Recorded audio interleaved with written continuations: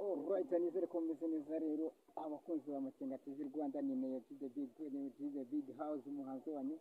nyarwanda cyangwa se nikibona ageze ku ivuko katikati ushinzwe kamera yamurika ari haruguru akaba bakamenya ko ari mu nageze mu rugo nyine rego muri kubibona hari mu rugo muri kubibona uri kubona uyu yaranda bitera urabyibuka wari wagusipa uzarigura ryari uyu yarandeze bya dance dore none no ndayibuka aribuka ko byankaze ngiye ukamira uzagura byeri mu umuhungu wanjye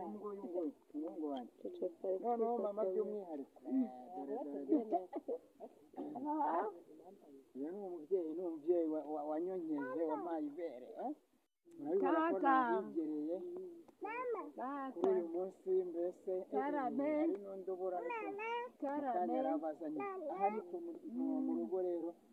abantu banyigira ngo meze neza abantu bankurikirana ku mbuga zanjye Ruzungu wa Gwan Neo G the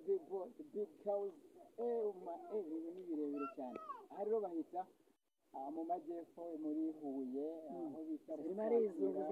Bugarama gutyo nyine Ruzungu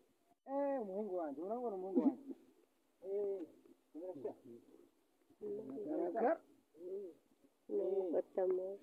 ngira ngo mwamubonye rero umuhungu wanjye nizere ko rero mumeze neza cyane ndabakunda cyane mba ngira ngo mbabwire nanjye nturagura reka